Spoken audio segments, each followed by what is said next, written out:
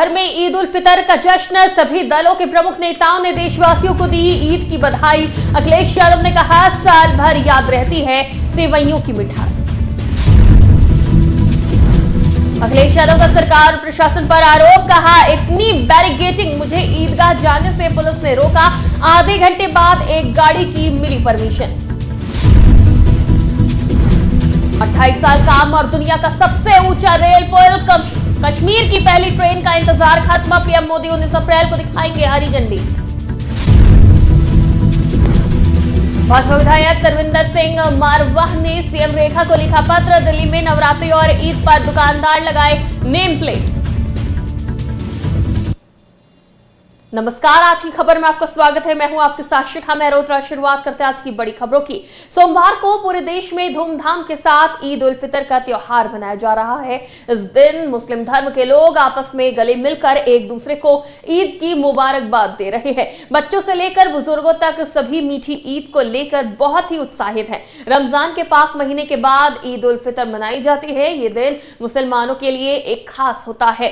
इस मौके पर सुरक्षा के कड़े इंतजाम देखने को मिले। वहीं राष्ट्रपति, प्रधानमंत्री से लेकर सभी दलों के प्रमुख नेताओं ने देशवासियों को ईद को प्रेम और भाईचारे का प्रतीक बताया और अपील करी कि लोग मिलजुल कर इसका जश्न मनाएं। इस मौके पर सपा के राष्ट्रीय अध्यक्ष अखिलेश यादव लखनऊ स्थित ईदगाह पर पहुंचे और सभी को ईद की बधाई दी और कहा कि ईद की सेवइयां भी खाता हूं, उसका स्वाद मुझे साल भर याद रहता है।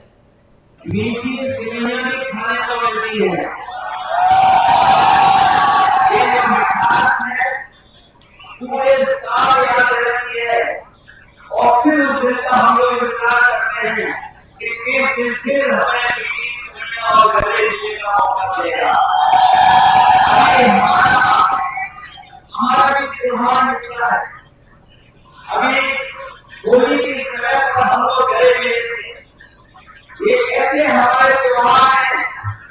होली पर हम लोग गले मिलते हैं और ईद पर हम आपसे गले मिलते हैं।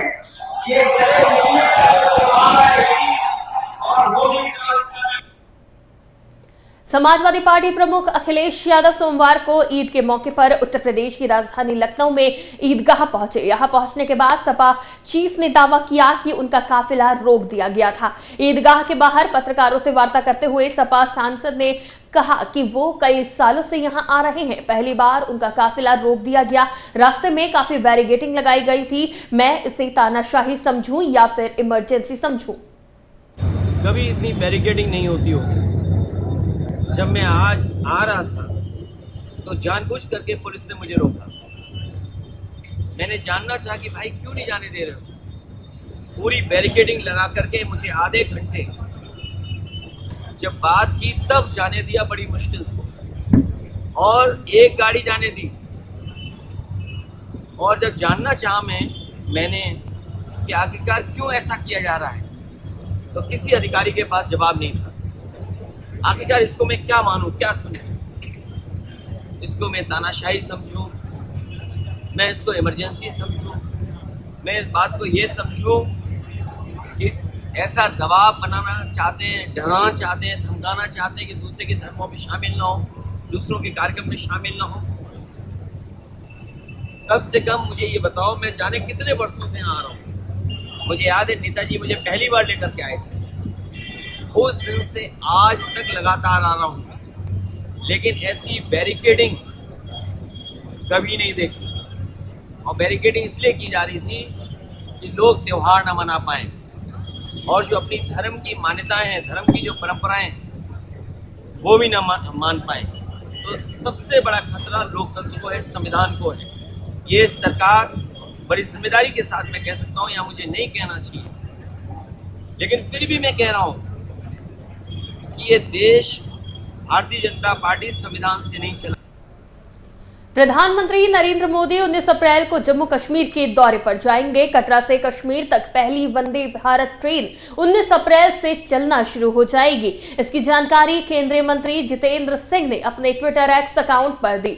इस ट्रेन को प्रधानमंत्री नरेंद्र मोदी हरी झंडी दिखाएंगे।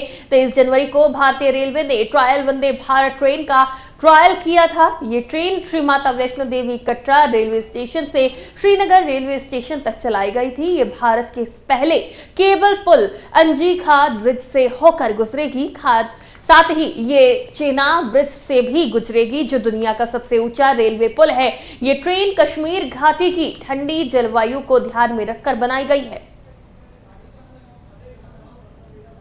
दिल्ली के जंगपुरा विधानसभा सीट से बीजेपी विधायक तरविंदर सिंह मारवाह ने दिल्ली की मुख्यमंत्री रेखा गुप्ता को एक पत्र लिखा है। इस पत्र में उन्होंने राष्ट्रीय राजधानी में दुकानदारों को नवरात्रि और ईद के दौरान अपनी दुकानों पर नेम प्लेट लगाने के लिए निर्देश देने की अपील करी है। उन्होंने दावा किया है कि इस कदम से दिल्ली में पारदर्शिता और सांप्रदायिक सौहार्द को बढ़ावा मिलेगा। पत्र में आग्रह किया गया है कि दुकानदार नवरात्रि और ईद के दौरान अपनी दुकानों के बाहर नेम प्लेट लगाएं। सरकार से इसके लिए गाइडलाइंस जारी करने की मांग करी गई है। संसद के बजट सत्र का दूसरा चरण अपने अंतिम दिनों में है और इस बीच सरकार वक्फ संशोधन बिल को पेश करने की तैयारी कर रही है। माना जा रहा है कि ये बिल 2 अप्रैल को लोकसभा में पेश किया जा सकता है। गृह मंत्री अमित शाह ने 29 मार्च को एक निजी चैनल से बातचीत में इसी सत्र में वक्फ बिल संशोधन में पेश करने की बात कही थी। शाह ने कहा था कि इस बिल से किसी को भी डरने की जरूरत नहीं है। आज की बड़ी खबरों में फिलहाल इतना ही। देश और दुनिया की तमाम खबरों के लिए देखते रहिए आज की खबर।